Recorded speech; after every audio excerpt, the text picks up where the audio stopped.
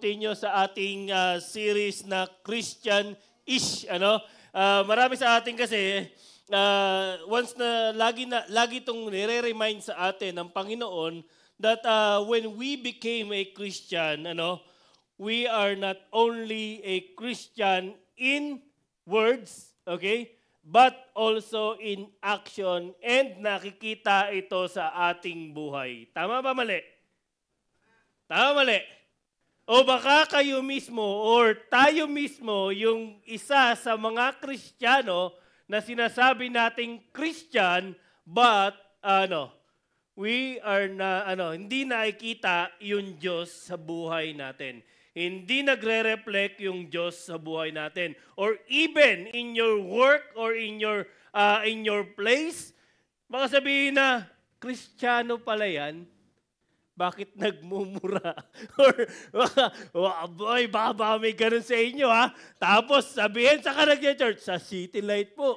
Tapos, ang lakas magmula. You know what? Sometimes, ganyan, or hope and pray, that we became a Christian, okay? When we became a Christian, ibig sabihin yan, tayo ay sumusunod sa Panginoon.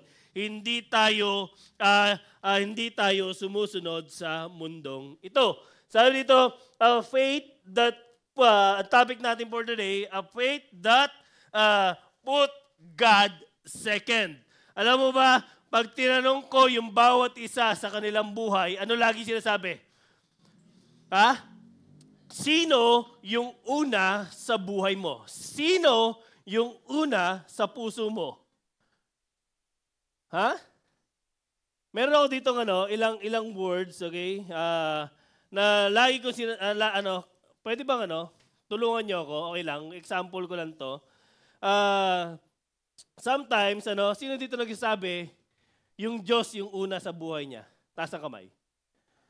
Taas ang kamay. Ayan. Unang nagtaas kay Michael. Kay Michael, okay lang ba? Sumama mo ako dito. Kay Michael, liga dito. Nagtaas ka ng kamay. Yan. Okay? Sometimes, tama ba? Lagi nating sinasabi, Lord, ikaw yung una sa buhay ko. Tama? Ayan. Si Coach Michael, yan, matapos na yung series namin about training ng referee. Pwede na siyang tumawag or pumito. Love yun yung under namin, project namin. Okay? But today, as we go on, sabi natin, as a Christian, sino yung nangunguna sa buhay natin? Yung Diyos. Tama? Okay. Hawakan mo kaya Michael. Yan. Okay? At ang second priority is what? Family. Sino nagsabi? Si Katroy. Ano yan? Yan. Okay? Sometimes, in our Christian lives, ito yung pagkakasunod-sunod. God, marriage, or family. Okay? Ibig sabihin yan, pagka ikaw ay may asawa, ang sunod na priority mo is yung asawa mo. Pero kapag ikaw ay hindi pa kasal, ibig sabihin yan, ang priority mo is yung iyong family. Okay? So kaya, next priority mo, Kuya Troy, dahil may asawa siya, siyempre si Ate Ai. Okay? Next, ano third priority? Ha? Work. Okay. Ay, sino nagsabi nun? Si Ate Jaylin yung narinig ko kanina eh. Ano yung Ate Jaylin? Sabi niya, work. Tama.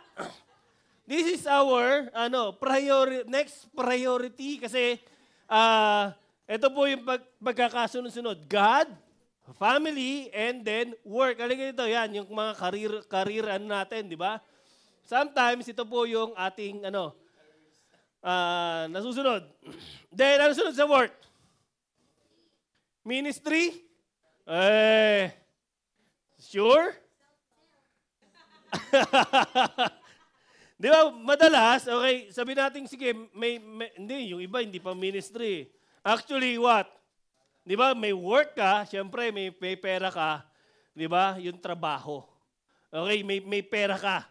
Pagkatapos nito, syempre, yung iyong money or stuff, di ba? At liga dito, Hati Arch, liga, yan. Ito yung sunod na priority natin, tama?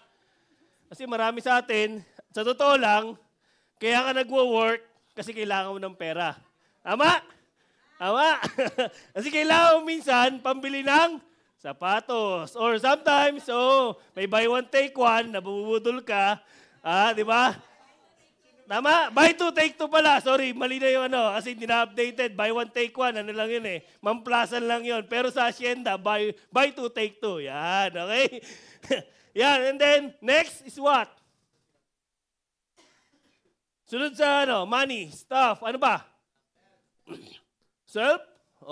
Parang hobbies. Yan. Sino dito? Hobbies. Sige, Franz, halika dito.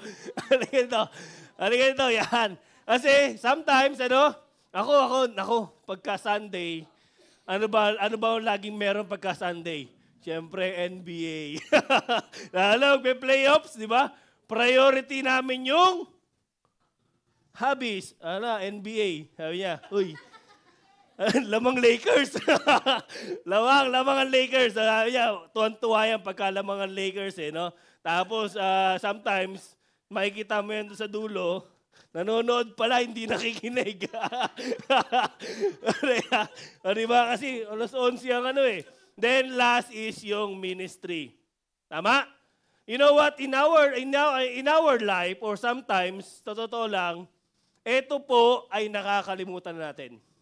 Ama, yung literally, okay, yung totoo na nangyayari sa buhay natin. Di ba? Sometimes we forgot God. Sino na una? Marriage ba? Hindi, career nga eh. Di ba? Career and money. Then, kadalasan, yung hobbies or minsan, masakit man sa katotohanan, nalalet over pa natin tong second priority natin. It's just because we forgot that God is our first priority. Pwede ba palakpakan natin sila? Yan. Alam mo, literal, sa totoo lang, kadalasan sa atin, sa totoo, yun yung tamang arrangement. God, okay, family, marriage, okay, tapos sunod doon yung mga anak, okay, then sunod is yung work, okay, career, and then last is yung hobbies or sometimes yung money stuff, and then yung ating hobbies, and last is yung ministry. You know what, mga kapatid, madalas kasi sa atin, we forgot that God is the priority of our life. Or sometimes, nagkakagulo po yan. That's why maraming pamilya, kahit na sinasamba nila yung Diyos, but if it is not aligned with the right priority, ano nangyari? Kahit na sinasabi mong sumasamba ka sa Diyos, pero hindi align ng iyong priority, ibig sabihin that your work is what? Is your God? That yung ginagawa mo sa buhay mo, di ba? Sometimes nagiging Diyos yan sa buhay mo. Tama, mali? But today, okay, kung ikaw sinasabi mo that God is my priority, that God is is a first in my heart, siya po yung nangunguna sa aking puso, you know what? Dito natin makikita yung yung pagiging half-hearted Christian. Sometimes yung kalaban ng Diyos. Sometimes ginagamit lang natin yung Diyos or hinahanap lang natin yung Diyos kapag meron na tayong kailangan. Or sometimes we are always depressed. Sabi diyan, a faith that puts God second. Ibig sabihin, yung Diyos ay hindi talaga priority sa ating buhay. Di ba? Christianity is a half-hearted faith. We are labeled as a Christian but not in our life. Without following Jesus, without following His commandment. That's why last week, di ba, yung maliliit na desisyon, yung mga maliliit na utos sa atin ng Panginoon ay hindi natin nasusunod. It's just because we are what? A half-hearted Christian. Di ba? Sabi dyan, it defines, a faith that put God second. Sabi dyan, a faith that put God second reflects a divided heart where God is the first in our words but not in our life.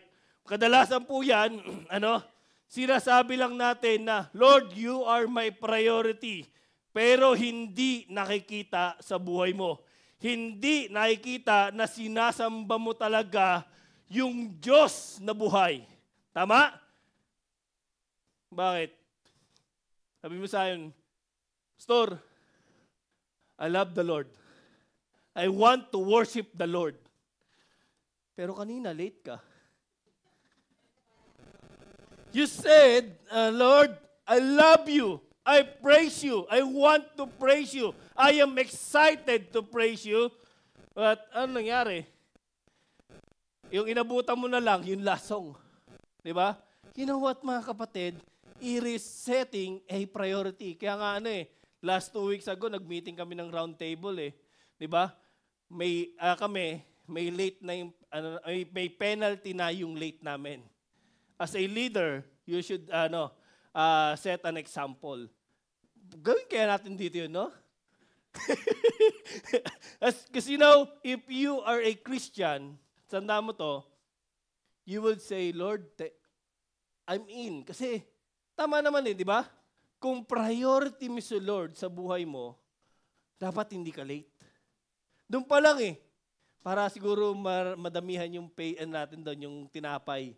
But thank God kasi every week po, meron pong tinapay dyan. So, agahan nyo po. Kasi pagka, once na late kayo, sorry, next time siguro, pagka nakaipon tayo ng pan-late na bayad, meron na tayo dyang coffee. So, but you know what, di ba? Sana, I'm hoping, di ba, that when we claim God as a number one in our lives. Sabi diyan, Bible calls it idolatry. Sabi diyan, in our verse, you shall have no other gods before me. Ito po ay isa ang utos ng Panginoon, di ba? This is the commandments of God that you shall have no other gods before me. You know what? Ito po ay kung titignan niyo yung 10 commandments, okay? Ito ay utos. Ibig sabihin, this is a command, okay? A dialogue or a covenant between you and God. Kaya ito po ay binigay after nung di ba nung nailigtas sila ni Moses, okay? Yung Israelites, nilabas sila doon, okay? Ang tawag po sa kanila nung una ay slave, okay? And then, si Moses ay ginamit ng Panginoon para ilabas sila doon sa Egypt. Okay? So, ang ngayon, okay, ang sabi ng Panginoon, this is a covenant between you and me because niligtas kita, okay, binigyan kita ng bagong identity because on that time, you are slave. Okay? Ibig sabihin yan, wala pa silang ganong connection. Okay? That's why, ito po, nagkaroon na sila ng connection, okay, ng Panginoon, inilabas sila, and sinabi ng Panginoon, you are my son, okay, and then binigay niya yung utos. Ibig sabihin, okay, you shall have no other gods before me. Ibig sabihin po nito, ito ay hindi lang basta-basta, anong tawag doon, magkaiba yung sinabi din na, do not, okay, di ba kasi yung iba, do not commit murder. Yun sa, sa 10 utos. Kasi ito po, yung nag-iisang commitment ng Panginoon. This is a special bond of God and you. Okay? Of God and me. Lahat tayo, ito po yung best, yung number 1 na utos ng Panginoon because, you know what? Marami kasing tao, ang time nila, they worship other God. They worship other God. Di ba? They worship something other than God. Sinasamba nila yung ibang Diyos-Diyosan. Okay? That's why, sabi ng Panginoon, you shall have no other gods before me. Then sabi dito sa 1 John chapter 5 verse 21, dear children, okay? Dear children, keep yourselves from idol. Dear children, ibig sabihin, At ito po ay sa First John, okay? Ibig sabihin, meron na silang personal na relasyon. Kung ikaw ay anak ng Diyos, okay? Kung hindi ka anak ng Diyos, hindi para sa ito eh. Di ba? Hindi ka inaangkin ng Panginoon. Kasi sabi niya diyan, "Dear children, keep yourselves from idol." On their time of Moses, ang daming idol sinasamba ng mga tao. Maraming ribulto, okay, maraming Diyos-Diyosan. That's why today, okay, sabi diyan, "Dear children, keep yourselves from idol." Kasi marami sa atin, "Pastor, wala na ako sinasambang ribulto." But sometimes, okay, yung idol ay hindi yung sinasambahan mo, hindi yung niluluhuran mo, kundi sa panahon natin ngayon, yung idolatry ay hindi na form of image, it is your work, money, yung hobbies, okay? Yung ministry, minsan nagiging idol mo yan. And sometimes, alam mo, tayo kasi kinreate tayo ng Diyos to worship the Lord. Kaya kung makikita ninyo, pumunta ka dun sa ibang lugar na hindi alam yung Diyos, hindi alam si Jesus, they are longing to worship something. Tama? That's why may worship sila dun. And actually, yung iba pa nga, ang worship is yung sino? Yung tao na. Di ba? Kasi that is their idols. Di ba? Kaya nga nabuhay si Agile. Di ba? Sinasamba na nila yung tao, yung leader. You know what? Kasi we are created and we are longing to worship something. That's why sabi dito, idolatry isn't just bowing down to a golden statue. It is putting anything before God. Tanong ko sa iyo, ano yung mas malaki or mas mataas yung pagmamahal mo kaysa sa Diyos? Ano yung something na nandirito ka ngayon, pero iniisip mo ngayon? Pagkain? Games? Work? Alam mo, thank God, kasi yung work, yung nature of work namin, ako actually, as a Grab driver, kadalasan actually mas malakas ang biyahe ng Sabado, ng Linggo, di ba? Pero you know what? When I see the right priority, alam mo, hindi naman ako, yung blessing ng Panginoon, hindi lang naman sa Saturday and Sunday. Di ba? Pastor, paano yun? Talagang event yung place na, or every event Sunday. Di ba? Alam mo, wala namang problema dyan eh. Pero kung every Sunday wala ka, aba, yan na yung Diyos mo. Pastor, peak season eh. So, ibig sabihin, buong taon, peak season, wala kang isang taon sa church? You know what? Sometimes, okay, yan yung idol mo. Andin si Melvin ngayon. Totoo to kasi madalas, actually halos lahat ng mga nandirito, yung mga namin, yung mga pastor, tsaka yung mga tumutulong. Alam mo, Sunday yung malakas namin eh. Di ba? Sa Sunday yung malakas yung kitaan. Di ba? Thank God for Chick-fil-A. Alam mo, si Chick-fil-A, sarado ng Sunday. Kaya nga, sabi si Sir Erwin, nung nakakausap namin, hindi sila nakikipag-partner sa mall. Kasi pagka sa mall sila nakipag-partner, or di ba kasi yung mga McDo, yung Jollibee, nasa mall yan eh. So sila hindi nila mailagay daw sa mall kasi sarado sila ng Sunday. And actually mas malaki daw yung penalty kapag hindi ka nag-open kahit na Sunday. So they choose na hindi magbukas ng Sunday, or hindi nila pinili na magstay dun sa mall. Di ba? Why? Because they know that God is their priority. If God is your priority in life, alam mo, hindi lang talaga Sunday ang kitaan. Hindi lang Sunday ang may event. Di ba? That's why, alam mo mga kapatid, if it is your God, tandaan mo, baka yan na yung wino-worship mo. Di ba? Bakit ba napaka-demanding ng Diyos? Natanong nyo na ba yan? Pastor, I love God. I praise God. Di ba? Pero bakit, Pastor? Napaka-demanding ng Diyos. Tinanong niyo ba yung sarili niyo?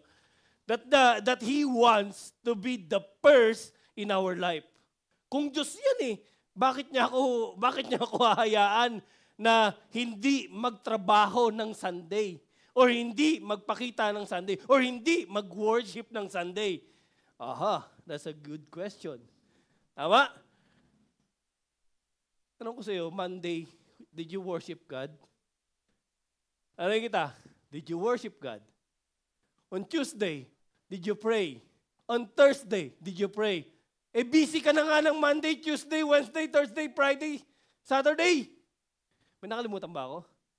Wednesday yata. Di ba, minsan, busy ka na niyan And God, okay, yung Sunday na nga lang yung, minsan, tanong kita, totoo, did you praise God in Monday, Tuesday, Wednesday, Thursday, Friday, Saturday? Did you pray to God on that day?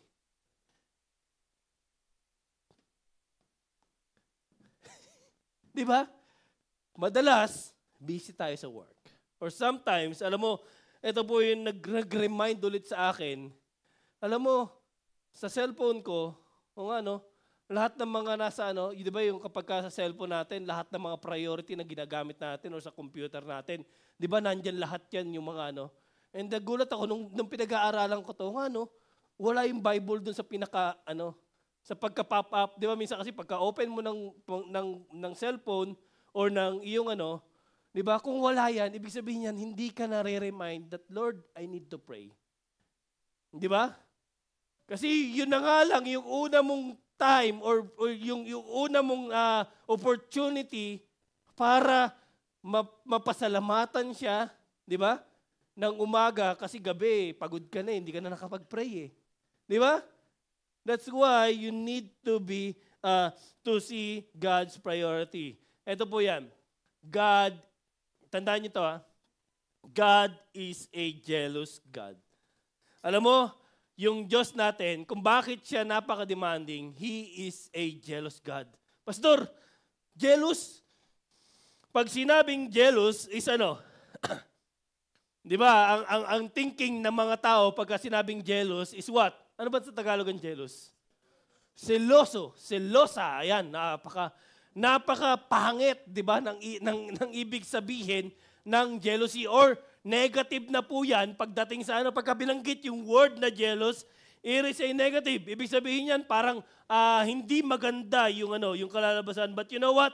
Our God that we worship is a jealous God. Sabi dito, do not worship any other God, for the Lord whose name is a jealous God. Nako, alam mo, isa po ito sa mga personality ng Panginoon.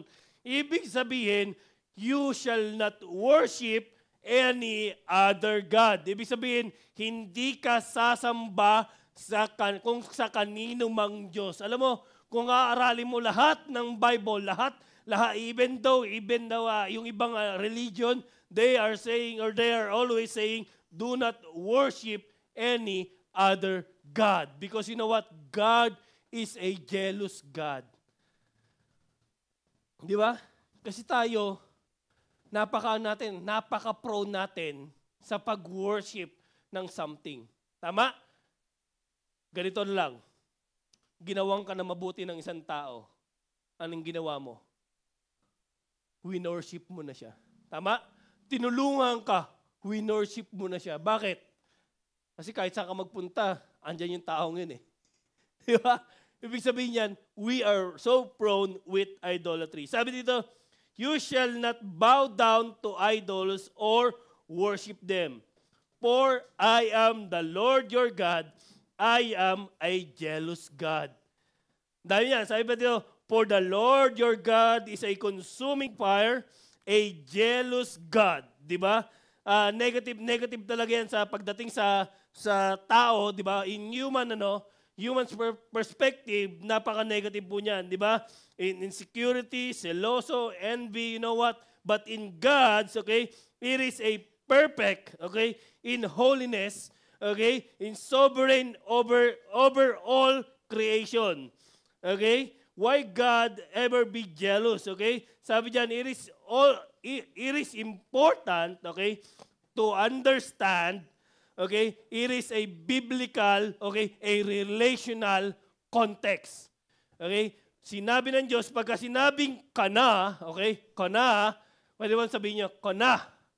Ayan, sa ano yan, sabi diyan, it is a Hebrew word, okay? Yung kana with double N, okay? Yung first word, kung makikita niyo sa Hebrew, kapag ka isang N, ibig sabihin niyan, it describe a human jealousy. Ibig sabihin niyan yung pagiging tao. Okay, but in the second N, okay, it is reserved for God. It is only described for God's jealousy. Sabi diyan kasi, alam mo, yung God's jealousy is what? It is jealousy, His covenant love for us. Ibig sabihin yan, alam mo, yung jealousy na kana with double N, it is a protecting His relationship to you. Okay? Pinoprotektahan niya yung relationship niya between God and human. Ibig sabihin, alam mo, kaya ka ayaw ng Diyos sumamba sa ibang Diyos-Diyosan is just because, alam mo, pinoprotektahan ka niya. In this perspective, okay, in this love of God, or in a pure love, sabihin ko sa iyo, it is protecting your partner. For example, di ba? If you are married, okay, it is a covenant. Okay? Ibig sabihin, kapag ako nagseselos dun sa ibang lalaki, ibig sabihin yan, sinasabi ko dun sa asawa ko, that means I am protecting her. Tama? Alam mo, ito kasi ang problema sa atin eh. Di ba? There's yung two kinds of jealous, di ba? Yung isa, nagselos ka, nag-away na kayo. Di ba? Nagselos ka, sinabi mo lang doon sa tao, pero nag-away na kayo. Yung pangalawa is you are only protecting them. Di ba? May isang akong kausap nun eh, di ba? Alam mo, nagre-report siya, okay, dun sa partner niya. Hindi pa sila kasala. Nagre-report siya dun sa partner niya na may babaeng, alam mo yun, nararamdaman niya na may gusto sa kanya. And you know what? That thing, it protects their love, their bond. Ibig sabihin, yung pagseselos, okay, is good when you are protecting your loved one. Kaya, alam mo, be open, okay? Okay lang magselos ka, lalo na sa pagka-partner mo yan, si Louie, pagka alam mo na may pumoporma na iba kay Julie, di ba? Magsiselos ka. Ibig sabihin, you are protecting your relationship. Tama? Hindi ka nagseselos na para lang, magalit. Di ba? Hindi kasi, iba kasi, ang isip, pagka nagselos, away agad eh. No. It is protecting your relationship. Pastor, ako hindi nagseselos yung partner ko. Tignan mo kung pinoprotektahan ba niya yung marriage ninyo. Tama? That is the love of God. Ibig sabihin, pinoprotektahan niya yung marriage ninyo.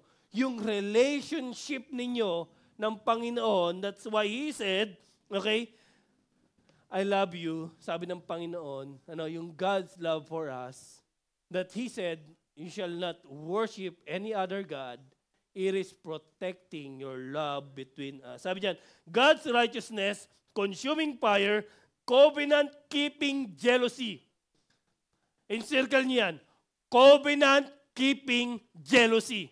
Ibig sabihin, dahil may covenant tayo, dahil sa bond natin, okay, I will be jealous. Di ba? When you spend other time, more than me. Kaya, alam mo, may kilala nga ako yung nagseselos sa trabaho eh. Di ba? Kasi, hindi na niya nagagampanan yung relationship niya dun sa taong yun. Overwork. Di ba? Ibig sabihin, magselos ka. Kasi meron kayong covenant, especially pagka mag-asawa kayo. Di ba? Mas matagal yung time niya sa laro. Oh, naku. Sabihin ko sa'yo, magselos ka. It's just because it will protect your relationship with that person. Kaya yun ang gusto sa atin ng Panginoon. That relentless pursues and protect His relationship with people. Alam mo, yan yung gustong ibigay sa atin na jealousy. Sabi niyan, I am a jealous God with a godly jealousy. Okay? Ibig sabihin, yung pagseselos ng Diyos, it is godly. Hindi po siya nagkakasala diyan sa kanyang covenant na yan. Okay? Ibig sabihin, pwede ka rin magselos, okay? You can become jealous nang hindi ka nagkakasala. Ibig sabihin, you are protecting your relationship. It is pure, passionate, and protective. Okay? Why God loves you and He wants the best for you. Ang gusto ng Diyos ay protektahan ka at ayaw kanyang masaktan. Sabi diyan, in Psalms chapter 16 verse 4, sabi diyan, those who run after God's will suffer more and more. Alam mo, totoo to. Once na ikaw, sinasabi mo sa akin, Lord, I want to be you the number one in my life. Gusto ko ikaw yung una, ikaw yung laging una sa aking puso. Alam mo, once na sinasabi diyan ng Panginoon, sabi diyan, those who run after God will suffer more and more.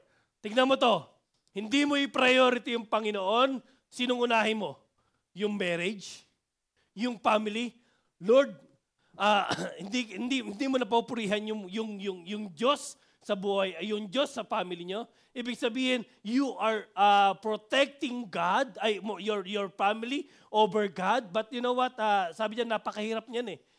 Kasi parang laging sinasabi namin ni Pastor John, prioritize your family. Pero ang ibig sabihin niyan, pag mas mahal mo na yung family mo, okay, over God, ibig sabihin niyan, once na, Pastor, pag kinuha sa iyo yung partner mo, will you still love the Lord? Yan ang ibig sabihin niyan. Just like yung test kay Abraham, 'di ba? Kasi siya yung father of all nation and he is longing for Isaac, and God tested Abraham for Isaac, 'di ba? Ibig sabihin niya, nakita ng Diyos na mas mahal ni Abraham yung Diyos kaysa sa anak niya. You know what? That is just like a testing. You know what? Pagka ikaw sinasabi mo, Pastor, family time. Di ba? Pastor, mas kailangan ako ng family ko. Walang problema dyan.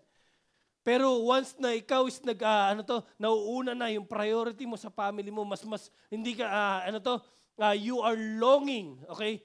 More you're on your family. Di ba? Hindi mo na maiwan yung family mo. Wala magbabantay sa bata, Pastor, kaya hindi ako makaalis sa ministry. You know what? Okay yan.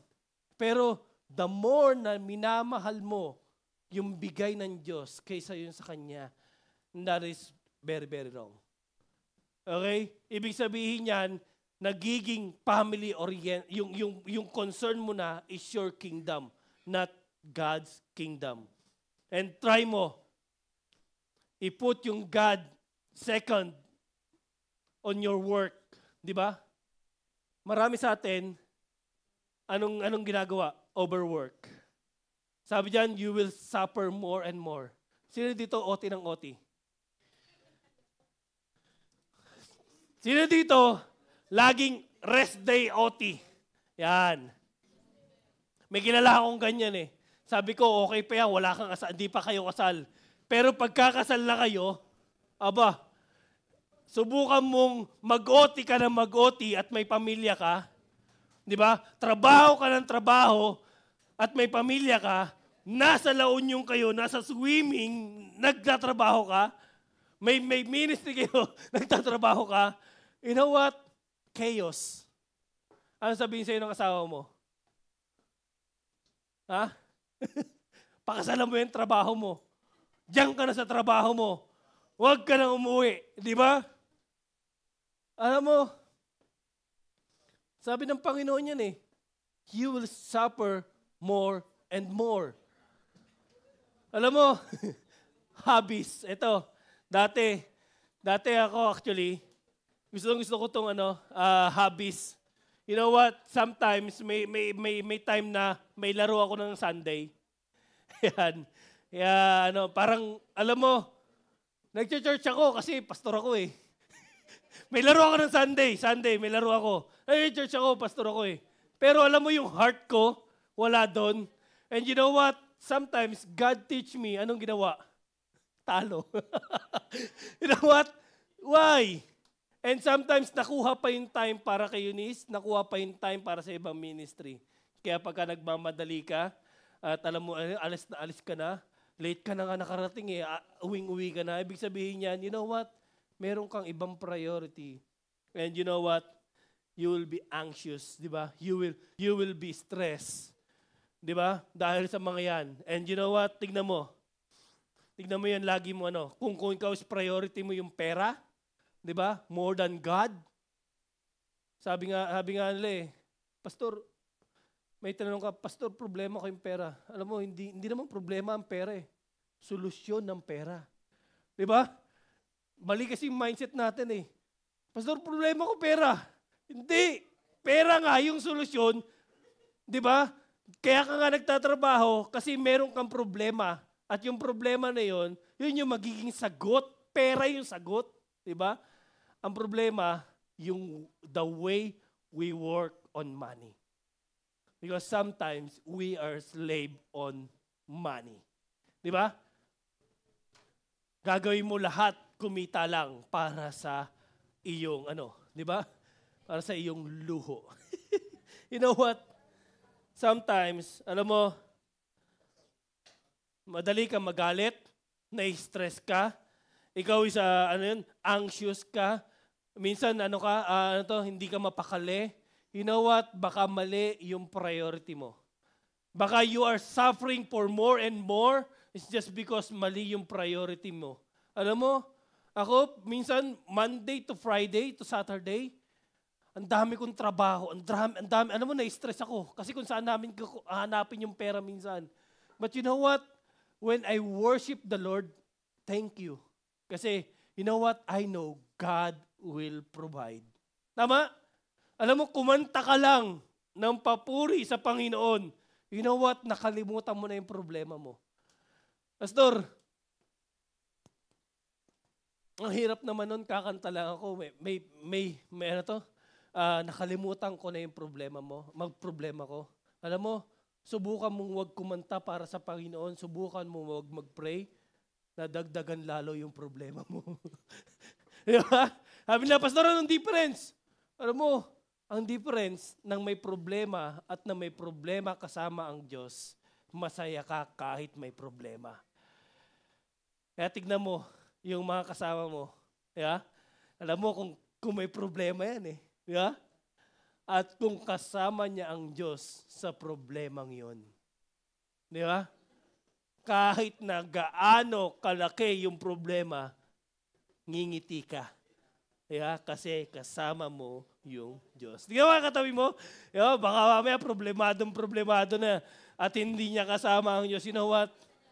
Unahin mo yung Diyos sa buhay mo and you would see, eto, Pastor, sabi dyan, even good things become idols when they take God's place in your heart. Ibig sabihin, alam mo, sa buhay natin, bilang isang mananampalataya, madalas, yung blessing, na ibig sabihin, yung mga gandang bagay na nangyayari sa buhay natin, it can become your idols. Na-promote ka sa trabaho, ano nangyari? Yung taas na ng tingin mo, dinodiyos mo na yung trabaho mo, and kahit na anong pagawa sa'yo ng boss mo, ay gagawin mo is just because you are worshiping your work, even though you are compromising. Di ba? Kahit na mali na yung ginagawa mo sa trabaho, pero idols mo yung work mo dahil yan yung nagbibigay sa'yo ng pambili ng sapatos, ng pambili ng iyong luho. Di ba? You will worship that idols. Tama? Kasi good things. Or sometimes, nagkaanak ka, di ba? Tuwan-tuwa ka, you worship your son. Di ba? Hindi mo na maiwan, hindi mo na hindi mo na magawang maging masaya, and you are working for your son, which means that is your idols. Di ba? It becomes good thing. Alam mo, minsan yan nagkaroon ka ng bahay, di ba? It can become your idols, di ba? Yung trabaho or even yung hobbies mo, sometimes yan po ay nagiging Diyos natin, di ba? Yung obsession natin sa bagay na yan, yung obsession natin, yung longing natin sa bagay na yan, yan po ay nagiging idol na natin. Di ba? Pastor, how do I know that I am in a point of idolatry? Pastor, paano ko malaman na ando na pala ako sa idolatry? Number 1, sabi dito, sabi diyan, does this lead me closer to God or distract me from God? Yung trabaho mo, yung promotion mo, is it napalapit ka ba niyan sa Diyos? Or na-distract ka niyan para sa Diyos? Your hobbies, di ba? Alam mo, naisip ko to eh. Sabi ko noon, dumating sa isip ko na parang Sunday kasi may laro ako eh, di ba? So ibig sabihin, kailangan kong pumunta. And even sometimes nga eh, naglaro kami dun sa Bataan eh, di ba Kuya Franz? Parang naisip ko, teka lang, ano kami noon eh, si Kuya Franz, ako si Vincent. Bisyo na eh. Bakit? Layo ng Bataan. Magagasta kami ng gas. Magkano yung gas namin papuntang Bataan, balikan. Tapos maglalaro kami doon. Pag uwi ko, pagod pa ako. Di ba? Tapos pag uwi namin, talo pa. Alam mo, and pangalawa, sabi ko sa sarili ko, kumikita ba ako sa basketball? Nagkakapera ba ako? Kasi minsan naging addiction ko yan eh. Di ba, na parang gusto kong maglaro. Tapos sinisip ko, profession ko ba yung basketball? kasi pagkagising ko kinamagahan ng sakit ng katawan ko, talo ko sa gas, kumain pa kami. Di ba? Hindi, libre ata yung hito doon eh, kaya masarap maglaro doon. But sometimes, it became your idolatry. Tanong ko sa'yo, yung something na yan, it distract you or lead you to God? Napalapit ka ba lalo sa Panginoon? Di ba? Next, do I rely on this more than God from my comfort, my identity, and my worth? Alam mo mga kapatid, yung worth mo nasa Panginoon lang. Sometimes kasi we value that thing eh. Di ba? Because I am the CEO or I am the founder, I am the president, I am ano pa yung mga di ba yung mga title sa atin eh. Di ba? Sometimes it became your identity. I am a TL dito sa work na ito. Di ba? Kaya kahit na ano mangyari, hindi ka makapag-resign. Or kahit na Sunday papasok ka, di ba? Kasi it became your God, di ba? Sabi ba dito, if God asked me to give up this, I would give it up without hesitation. Ibig sabihin, kung nakikita mo, may idol ka, idols na yun nasa isip mo, di ba? Who would you give up that thing? Alam mo, sabi ko nga nung paglalaro ko ng basketball, sabi ko, Lord, ayoko mawala sa paglalaro, pero yung heart ko and yung passion ko is nandoon. Alam mo, pwede naman pala akong maging coach, di ba? Pwede kami maging coach nila, di ba? Pwede ka, alam mo yung passion ninyo, it can be a blessing. Di ba? Pwede ka namang magturo, masaya ka pa rin naman, nakapaglaro ka. Di ba? Pwede mo namang gawin yung bagay na yon, okay? Once na, alam mo sa sarili mo, na willing kang i-give up yung bagay na yon. Tanong ko sa'yo, yung trabaho mo, yan ba yung Diyos mo? Yung boyfriend mo, yung asawa mo, di ba? Ano ba yung Diyosan mo? 'Di ba? Handa mo bang i-give up yung bagay na yan para sa Diyos? Because God is pag inas ka ng Panginoon diyan sa bagay na yan, alam mo,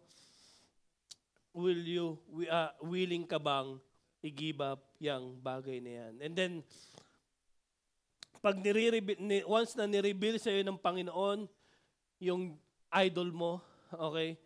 Yung idol sa sarili mo, okay? Sabi diyan, what you resist the hardest often reveals what controls you the most. Sabihin, baka yan na yung nagko-control ng buhay mo. Baka dyan na umiikot yung buhay mo. Sa atin, baka ikaw sa laro, addict ka na sa mobile games, addict ka na sa girlfriend mo, di ba? Minsan, o sa trabaho mo, ano ba? Alam mo, once na hindi mo kayang i-give up yan, okay? Ibig sabihin, that is your idol. Yan na yung nagko-control ng buhay mo. Alam mo, that is the root of idolatry. Kung yan yung nakikita mo sa buhay mo, sabi diyan, you don't just remove the idol, you replace it.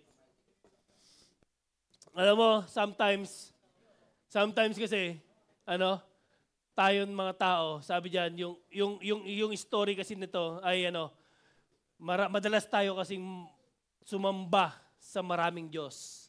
We are so prone, okay, of acknowledging God, other gods, okay, before the one true God. Ibig sabihin, tayo kasi madali tayong humanga. Tama? Madali tayong ma-deceive, di ba? Madali tayong mag-worship sa lugar or sa tao or sa bagay, di ba? That's why sabi ng Panginoon, nire-remind tayo ng Panginoon na siya lang yung tunay na Diyos. Siya yung unahin natin, di ba? Maraming bagay na pwedeng ibigay sa atin ng Panginoon, maraming bagay, okay? Yung gustong ibigay sa atin ng Panginoon, pero ang gusto niyang gawin, unahin natin siya sa lahat ng bagay. Sabi dito iwanan ko sa Matthew chapter 6 verse 6 to 33, sabi diyan, but seek first His kingdom and His righteousness, and all these things will be given to you as well. Alam mo mga kapatid, karamihan ng mga Kristiyano, they claim this verse. Sabi nila, but seek ye first His kingdom and His righteousness, and all these things will be given to you as well. Alam mo, etong verse na to, lagi ko itong naririnig. Lagi ko itong nakikita. Lagi ko itong nakikita, pinopost pa yan lagi. But you know what? Sabi diyan, seek first His kingdom and His righteousness. Unahin mo yung Diyos sa buhay mo. Di ba? And anong pangako niya? All these things will be added, will give to you as well. Ibig sabihin, alam mo, mga kapatid, yung mga blessings, yung mga good things na nangyayari sa buhay natin, ang gusto ng Diyos, ibalik natin sa Kanya. Because I know God will bless you. When you seek God first, God will bless you. God will give you more, blessing, man yung panalangin mo, house, boyfriend, work, promotions, money, stuff, di ba? Ibig sabihin yan, once na yan ay binigay sa iyo ng Panginoon, ibalik mo lahat ng glory sa Kanya. Because you know what? Ayaw ng Diyos na may kaagaw sa Kanyang pagsamba. We are prone to worship good things. We are prone to worship yung magagandang nangyayari sa atin. But when we seek God first, when we seek His kingdom, alam mo, your heart, okay, will overflow with God's blessing. Can we pray?